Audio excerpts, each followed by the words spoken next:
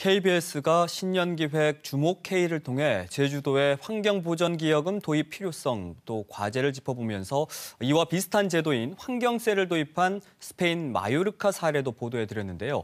직접 취재를 한 신익환 기자와 자세한 이야기 나눠보겠습니다. 안녕하세요. 네. 자, 우선은 궁금한 게 신년기획 주제로 왜 환경보전기여금을 선정한 건가요? 네, 올해 신년기획 2022 주목-K는 제주도민 삶의 질 향상과 관련된 이 주제를 보도하기로 방향을 잡았고요. 네. 첫 주제로 제주도가 오래전부터 추진해왔지만 제도화하지 못한 환경보전기여금을 선정했습니다. 제주도민 대부분이 관광객 급증에 따라 제주의 환경이 크게 훼손되면서 환경보전기여금 도입의 필요성을 느끼고 있는데요. 일부 대선 후보들도 환경보전기여금을 제주 공약으로 발표하는 등 주요 이슈로 떠오른 점도 고려했습니다. 네. 해외 사례로 스페인 마요르카를 보도해드렸는데 네. 이걸 또 현지에 직접 가서 취재를 한 거냐 이렇게 궁금해하시는 분들이 많이 계시더라고요. 그렇습니다. 취재팀이 환경보전기여금과 비슷한 제도인 이 환경세를 도입한 스페인 마요르카를 직접 가려고 이 날짜를 확정하고 항공편까지 준비를 했었는데요. 출국 일주일 전에 오미크론 이 새 변이가 출현하면서 직접 갈 수는 없었고요. 네. 대신 현지 사정에 능통한 통신원과 이 협업해 마요르카 현지 상황을 취재할 수 있었습니다. 네, 뭐 오히려 직접 가는 것보다 더 복잡하고 힘들었을 것 같아요. 네, 그렇습니다. 해외 사례로 스페인 마요르카를 또 선택한 이유는 뭔가요?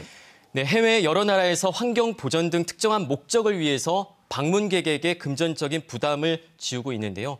일본 교토시의 경우는 이 환경과 경관, 문화시설 보호를 위해 고도보전 협력세라는 것을 받고 있고요. 네. 유럽의 몬테네그로의 경우도 이 환경 보전을 위해 국경으로 입국하는 관광 차량에 환경세를 부과하고 있습니다. 인도양에 있는 몰디브도 관광객을 대상으로 폐기물 처리 비용을 받고 있습니다. 특히 스페인 마요르카는 관광객 급증으로 인해 환경 수용 용량이 한계에 직면하면서 2016년에 환경세를 도입했는데요. 네. 제주도처럼 섬 지역이고 과잉 관광으로 겪는 문제점들이 제주도와 비슷해 해외 사례로 선택을 했습니다. 자, 그렇다면 스페인 마요르카에서는 환경세 이걸 어떻게 해서 도입하게 된 겁니까? 네. 마요르카는 발레아레스라는 이제 제도에 있는 가장 큰 섬인데요.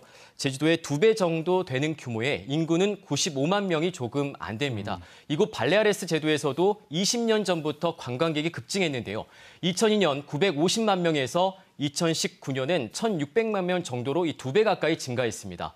이처럼 관광객이 늘면서 쓰레기 등 이 생활 폐기물과 대기오염, 전력 부족 등의 문제가 발생을 했고요. 결국 2016년 발레아레스 정부가 자치 법규를 제정해 환경세 도입을 결정했습니다. 스페인은 우리나라처럼 단일 국가지만 17개 광역자치정부는 자치법규, 우리나라로 보면 조례로 규정할 수가 있기 때문에 환경세의 법적 근거를 마련했습니다. 근데 이제 관광객들 입장에서 보면 어쨌든 돈을 더 내야 되는 거니까 네. 불만이 있었을 것 같아요. 어땠습니까? 그렇습니다. 환경세 이 시행 초기에는 관광객들의 불만도 있었습니다. 이 마요르카 현지 호텔 이 경영자의 얘기를 직접 들어보시죠. 네. Pero yo creo que ahora ya el primer año, el segundo año, sí que el turista le medio dolía. 하지만 시행 6년째인 현재 관광객 대부분은 환경세를 감수할 수 있는 분위기라고 합니다. 이 스페인 관광객의 말을 이어서 직접 들어보시겠습니다. No, a mí no me parece nada elevado. Es una manera de contribuir a que los efectos del turismo sean más bajos y que haya un buen medio ambiente y se cuide la isla.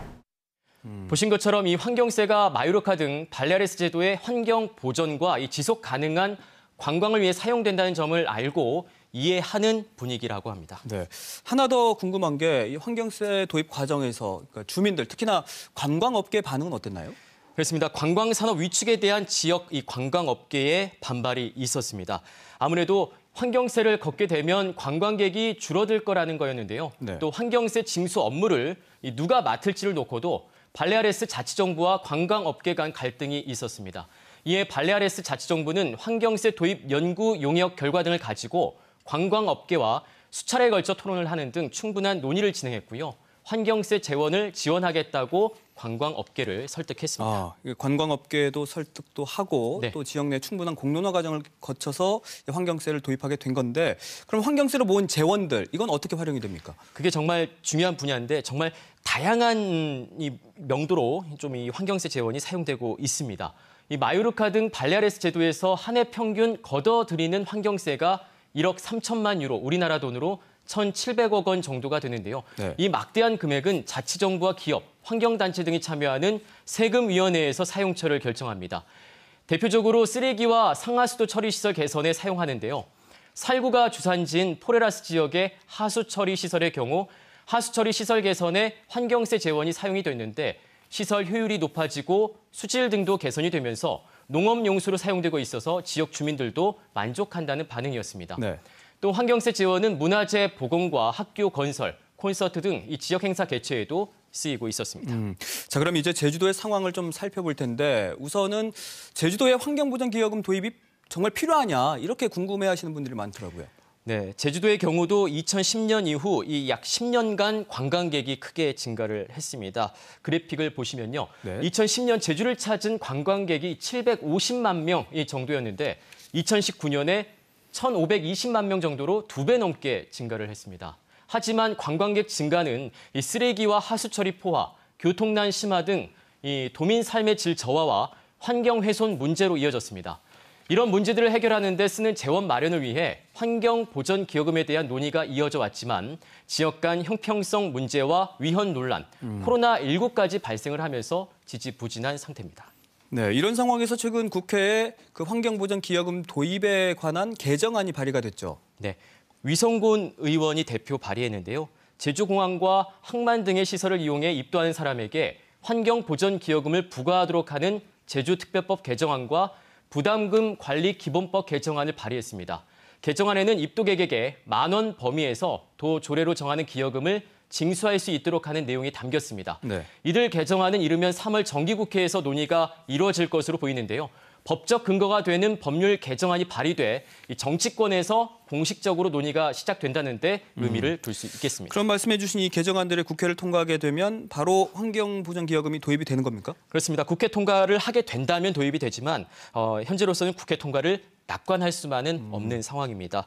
울릉도와 이 강원도도 환경보전기여금 도입을 원하는 등 지역 형평성 논란이 있기 때문인데요. 이 같은 문제를 해결하기 위해서 제주도는 다른 지자체와 함께 지자체 스스로 부담금을 거둘 수 있도록 하는 입법화를 추진하고 있습니다. 이 법안이 제정되면 제주도의 환경보전기여금은 물론 다른 지자체도 여러 종류의 부담금 징수가 가능해집니다. 네. 세금과 달리 이 부담금은 원인자, 쉽게 말해 원인을 제공한 사람에게만 부과하는 건데요. 때문에 위헌 논란도 해소할 수 있습니다.